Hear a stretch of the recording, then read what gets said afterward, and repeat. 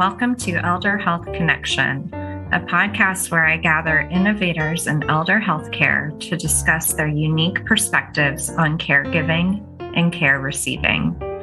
My name is Caroline Morris, and I use my combined experience in biochemistry, physical therapy, health coaching, and growing up next door to my grandparents to dig deep into the complexities of aging and then draw out practical solutions that can fit into your life. I record this show from my home in Alexandria, Virginia, sometimes with the input from my dogs, Benny and Barry. Thank you for joining us today.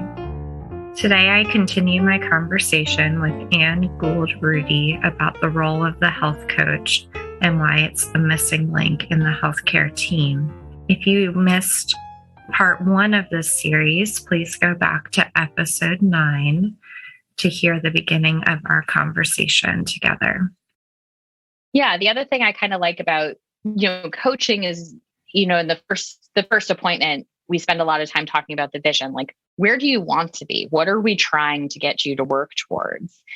And then all of those goals and all the things we're trying to change is like, okay, we're doing this because you want this. It's related to what you decided you want, as opposed to, the doctor who's making this arbitrary decision as to what you want. Because there are people who, again, looking from the value standpoint, I might value something very different than the person in front of me. Like for me, it may be, I want the person to walk. I'm a physical therapist. That's what I do. I help people relearn how to walk or walk better or have better balance and all the things. But the person in front of me may be like, I value traveling. So maybe they need a wheelchair. Maybe we need to figure out how do we get a wheelchair that you can, travel with easily and, make sure that they have a caregiver that can help them get it in and out of a car and all of those things. So, again, it's really so person-centered, just makes such a difference. Mm-hmm. It's funny you bring up visioning. So yesterday I did a visioning exercise, and sometimes visioning can be really scary in a way when you realize there's a big gap from where you are currently, or, it's going to require a lot of change to come through. So anyway, I was having a little bit of that almost stress reaction to it yesterday, but like excited stress. And then part of it was, looking a certain way and being healthy and vibrant. And today I was standing in the cafeteria for lunch and looking around, trying to figure out what to eat. And like, the salad bar never looks all that appealing to me. And I was looking at some of these other options, and I usually try to stay away from gluten. And there were all these yummy looking like pizzas and pastas. And I didn't at the time connect it back to that visioning exercise, but I had this like little internal dialogue going of, okay, like what you eat today does matter for how you want to be in the future. And I ended up making that salad. But, if someone had told me to do it, I don't think it would have had the same impact as me, really taking the time to envision and plan out my life. In the group where I was doing the visioning with yesterday, we even talked about how people spend more time planning a vacation than they do planning their own life. And I think coaching is a tool to very intentionally plan your life so you can get the outcomes and the results you desire. And it doesn't just happen to you, and you don't have to just try to like survive your life, but, actually live it and have a choice in it. Yeah. And, again, I think it's really just figuring everyone wants something different and everyone values something different. And, the coaching really focuses on what does that person want? And that is going to look individual to each person. So I apparently need to do that vision as well, because I have been not eating well the past week. It That happens. is definitely something I could be doing better at, but that's okay. Yeah, and it's funny too because just last week I was having a conversation with a client and family members, and this is someone who overall has aged quite well and lived long into life. And he has one family member telling him, "Oh, don't worry about what you eat; just enjoy your life." And then he has gained some weight, and so I posed a question to him that there's different types of enjoyment. There's one enjoyment that comes from not worrying about a diet and just eating whatever you want and having that pleasure in food. But there's another enjoyment that comes from fitting into your clothes and moving around freely and, not worrying about some of those other consequences. And I left it up to him to choose what was real enjoyment for him. And I don't think that's a conversation that happens very often. People will assume what's enjoyable for another person or what's meaningful, but we really just don't know until we ask. Yeah, actually, that makes me another book that I read that really changed my perspective on kind of how I look at my practice and my patients. Is Being Mortal by Atul Gawande. And he talks about just this. And, he talks about, and it's been a long time, so I probably won't remember exactly what it was, but there was a, kind of a nursing home setting where in a lot of nursing homes, people are told they can't walk around because they're a fall risk and they have to use chairs and all the things, but they, and they have to take their insulin at this time and they have to do this and they have to do that. And he said, some people just want to live their lives and they, what happens and they don't care if they fall or, they want to eat what they want to eat and not worry about their sugars and all the things. And he's like, medically, we kind of force people into these boxes of you need to do X, Y, and Z, but they're not getting the quality of life that they want. Yeah, I saw a post that was like, "Will keep you safe, but kill your spirit," or something in that context. And it was related to dementia care. And I think it really gets highlighted there where there's so much effort at safety in the sense of, not falling, not burning yourself cooking, not wandering off and getting lost, not messing up medications or something like that, which are all very valid safety concerns. But there's a different risk that comes with completely medicalizing someone, if that's even a word, or that was the exact word I was thinking of. Or just restricting them so much that they start to lose their spirit or their humanity. Yeah.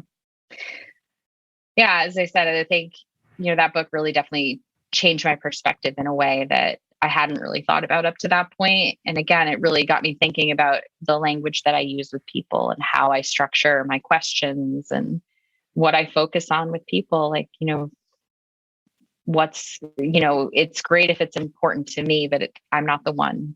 I have lived with this person for, a number of hours over the course of weeks. They've lived with themselves for a lot longer. So it needs to be about them. Yeah, definitely.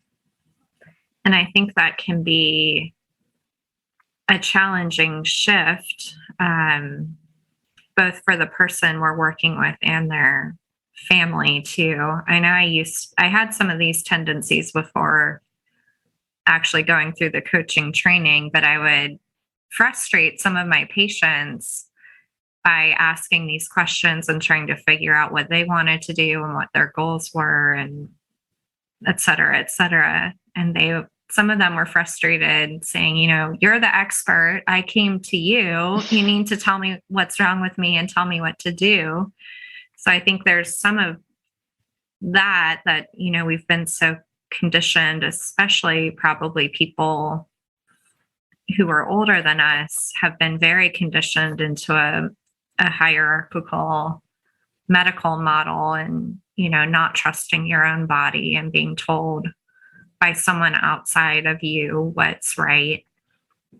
And then I also see very well-intentioned family members thinking they know what's best for the person, the person who's in the patient role at that time. And then sometimes they get frustrated with me too when I ask too many questions and don't look like I'm doing enough with the person. But then, it can take a little while to get the buy-in. But even with those cases, I've seen more sustainable outcomes from a coaching perspective than from a just giving directions approach. Yeah, absolutely. Have you seen that with your population as well?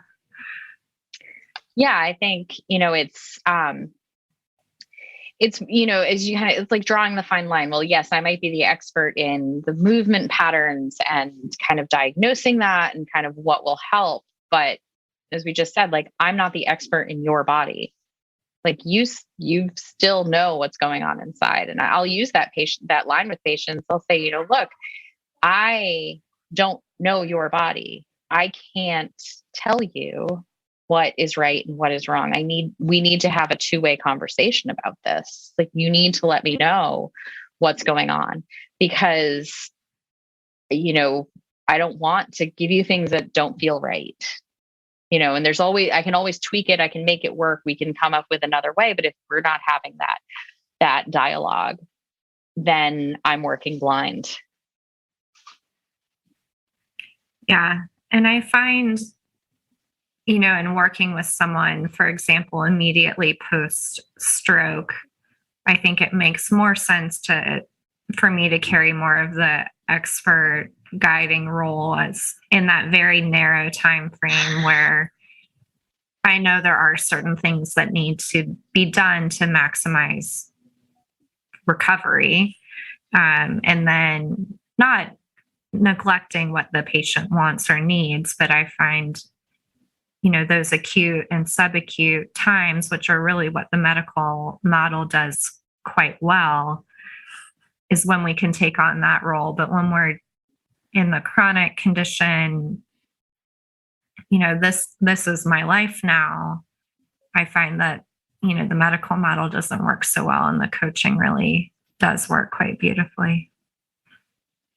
Yeah. And I think it's definitely really, one of the things we should be doing even before we start is really helping people assess is this the right time for coaching? Because it's not right for everyone at every time and every stage. So, that's one of the things we should be doing before we even have that conversation, is like figure out, are you ready for this? Do you understand what this entails? Because as you said before, I think, it's such a different mindset for the person the coach is working with too, because they are used to the medical model where they're told do X, Y, and Z. In coaching, we're saying, okay, you tell me what you're going to do and commit to, and then you're responsible for committing to it. I'm helping you keep track of it, and I'm helping to keep you accountable, but my role is not to make this better or make it work. This is your thing. Yeah, it is such a shift. And I think even for myself, like fully buying into this and driving my career towards it, it's still hard for me at times. And I still myself, like, it can look like the coach isn't doing a lot because, they're not giving directions. They're not always coming from this place of knowledge, expertise, or performing a procedure. So then I think I don't need a coach, even though I've just gone through a whole experience of benefiting from it. But there really is a lot of training needed to coach well. And, the changes that happen, even with you as the person being coached doing them, make it well worth the investment in the long term. Yeah, absolutely. Again, because it's coming from an organic place for the person who's being coached. Like, Mm-hmm. it's important to them. It's what they want to do. So I think it just makes it, more valuable to them. Yeah. And I think, I should mention that there's not like a one definition of coaching, and with it currently being an unregulated field, the type of coaching that Anne and I are talking about comes from what's the name of that board? There's a board of health and wellness coaches. Oh. There's a national board for health and wellness coaches, and there's an international coaching group too that align with these definitions that we're using. But there are a lot of people now calling themselves coaches who may not be doing exactly what we described. So if you're looking for coaching in the way we've described, I would just make sure you vet the person that you're looking into to make sure it's going to be this type of client-led coaching and not personal training or mentoring, or there are lots of other ways that people are doing this right now. Yeah, so it's the National Board for Health and Wellness Coaching. There it is. Yes, and they kind of accredit various programs. So there's a bunch of programs that people can go through, and the one that you and I went through was one of those accredited programs. And then there is a certification that people can take after they've done some coaching, after they've completed the program. So, we were trained in the way that accredited program structures the coaching. Yeah, which I have found to be valuable just to make sure I'm doing it correctly. I do have probably a pattern of over certifying myself, but I know Anne can relate too. We've both done, advanced certifications within the field of PT, with Anne doing her neuroclinical specialist. I've done the geriatric clinical specialist. There's a lot of overlap between those two certifications and now the coaching one. But I think for me, and Anne, you can chime in too, I like to know that I'm well prepared to do what I say I'm going to do. And for something like this, where it is really important, and I think it's the future of healthcare, I found going through that program to be valuable. And it was no small program. It wasn't a weekend course. I spent about a year doing it. You did it more in sprints. I was stuck at home. So I had a little more time on my hands to kind of get through the modules. But it took me 6 months. And that was pretty much not full time, but I did a module a week, which was a solid, 6 to 8 hours of work a week. Yeah. And as you said, I think, had I not done this program, I wouldn't feel confident in doing it, one, but I also don't think I would do it well. We also had, as part of the program, where we went to 3 kind of retreats where we actually practiced the skills with people. And I think that was really valuable to get to, just get used to asking the questions, asking for feedback, and really getting used to silence. Because I think that's something, again, in medicine, we don't allow people to have silence to fill the space with what they want to say. So I think that, learning to get more comfortable with silence and allow for it has been very helpful, not just in, coaching, but when I do, I still have physical therapy jobs that I do. And when I'm in those settings, I have learned to say less. Less is more. Yeah, it's interesting. There is a study in the primary care setting, and patients were only allowed to speak 11 seconds before the first interruption, which it's, no wonder things don't get said in appointments, or not much gets accomplished. If that's how we're starting off. And it's definitely something even before the coaching, I'd read that study as well and had really spent time trying to step back and, give people the space to tell their story. And if I speak and interrupt them, it's to ask clarifying questions about their story, not to stop them from telling their story. Yeah. So I have gotten better at, really making sure I'm letting people speak and tell me their story, and really only making sure that I am clear about their story before I then add my input. Yeah. And I think that kind of sums up pretty much all of what we really learned skill-wise, which is self-regulation to allow him to be about the other person. Mm-hmm. That was a lot of it. Yeah. It was learning how to regulate yourself and let people shine, let the other person shine. Yeah. Do you have any big takeaways from both training as a coach or now practicing as a coach that you'd like to end with?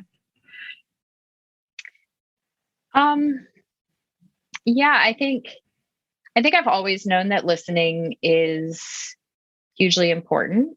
I think that was something I recognized early on. But having done the coaching, it was just like we were just talking about, it's not just listening, but giving people space and silence to allow their story. Because, especially with what we do, it's not easy to talk about all the time. Like sometimes you really do need to process, and you need time to kind of come up with, really where you are. So I think that was probably my biggest takeaway from a coaching standpoint, is really learning to not just listen, but give the space that people need. Yeah. It's such a big shift. Yeah. Yeah. And I think for me, on top of that, it was really learning and integrating that I can't fix people, that they can heal themselves. Yeah. And that was a really hard lesson to learn, but it also took so much burden off of me. And I think it saved my career in many ways from burnout and, just leaving healthcare. Eventually could have been in my future if I had kept thinking it was my personal responsibility to fix everyone's problems all the time. Yeah, I think just like kind of along those lines, now I see my role as helping to empower them to figure out their problems and then help them figure out what those fixes are, like really the empowerment. Mm-hmm. I think that's a great note to go out on. It's really, about our clients and about their empowerment, like you said. Yeah, absolutely. So, Anne, if people want to learn more about you or get in touch with you, what is the best way to reach you or find you? Yeah, so I have a website. My business is Envision Physical Therapy and Wellness. My website is www.envisionptw.com. You can also find me on Facebook and Instagram. Those are probably email is probably the best way to find me right now. So my email is on the website. You can click and send me an email through the website. And Anne is the host of the Parkinson's Vitality Project podcast, which is very much worth a listen, especially if you're in the Parkinson's world. And I've done a few episodes with her on that podcast as well. Yes. And it's kind of had a lot of hiatuses this year just with life, but I am hoping to really commit to bringing it back next year and being more regular in, posting and, helping people. It's really about, what can you do? Just kind of like we're talking about the coaching, like what are those things that you can do to just really promote wellness in your life? Yeah. And there's a lot of, even though there's not a new episode right now, there are a lot of great episodes that she's already recorded. And Anne and I practice our coaching skills with each other as we grow our businesses and our podcasts about what can we reasonably do. And so she's helped me make this podcast a reality. And, she's learning, coming back to what's going to be sustainable for her. Yes. Yeah. All right. Well, thank you so much, Anne. It's always a pleasure talking with you. Yes. Thank you so much for having me. The new year is officially underway, and it's the perfect time to start thinking about your vision for what you would like 2022 to look like for you and who you would like to be at this time next year. If you'd like a little help with this process, head over to carolinemorris.com/vision for a free visioning exercise you can do to help you figure out who you want to be this time next year. This podcast is provided for informational purposes only and does not create a provider-patient relationship between us. If you have questions about your health, please speak to a qualified health professional. If you would like to learn more about working with me as your qualified health professional, please visit carolinemorris.com. Did you know that gratitude is good for your health? If you found value in this episode, please share it with a friend and leave a rating or review. To keep the connection going, subscribe to Elder Health Connection on your favorite podcast player to get immediate access to upcoming episodes. Thank you for listening. With love and gratitude, Caroline.